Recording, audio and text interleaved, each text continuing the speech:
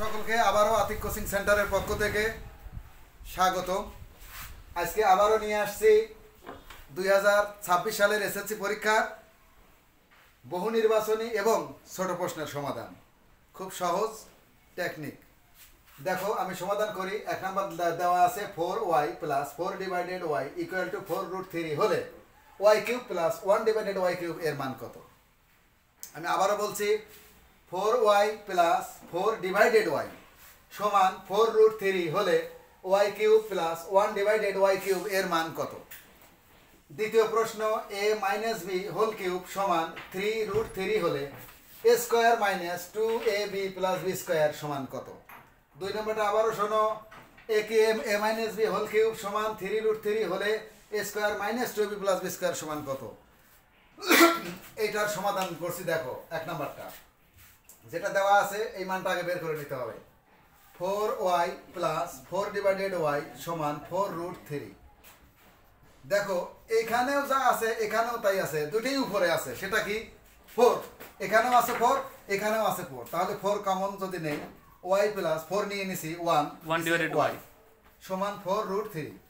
দেখো এই 4 আর এই 4 কিন্তু উভয় পক্ষ থেকে কেটে যায়। y প্লাস 1 ভাগ y সমান √3। এই মানটা আমাদের লাগবে, বের করে নিলাম। এই অঙ্কটা এখন এখান দিয়ে আমরা করে ফেলি।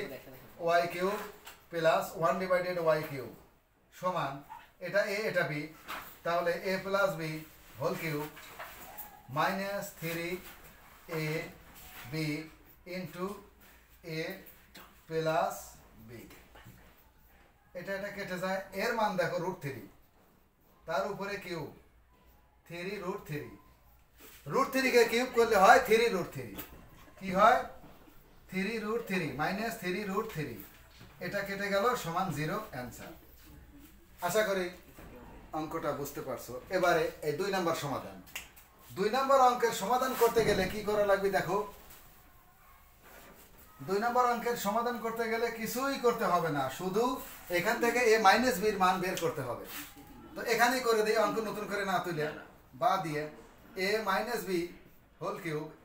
এই কিউবটাকে কাটতে হলে এখানে ঘনমূল করতে হয়, যার ইংরেজি কিউব রুট। ঘনমূল করলে এটা কেটে যায়। এখানে এইটা মানে √3, মানে এইটা মানেই 3√3। তো একেও আমরা ঘনমূল করব। এখন দেখো এইটুক আর এটা কেটে যায়, এইটা আর এটা কেটে যায়, বাঁচে কি? a মাইনাস b সমান কি বাঁচে? √3। এখন এইটুক আমরা করি। এইটা মানে কি? a square minus 2ab plus b square মানে কি? মানে a minus b whole square. তো a মাইনাস b এর মান আমরা পাইছি √3। তো √3 আমরা বসায় দেই, তারপরে হোল স্কয়ার সমান এটা কেটে গেল 3। অ্যান্সার। ধন্যবাদ বন্ধুরা। ওকে।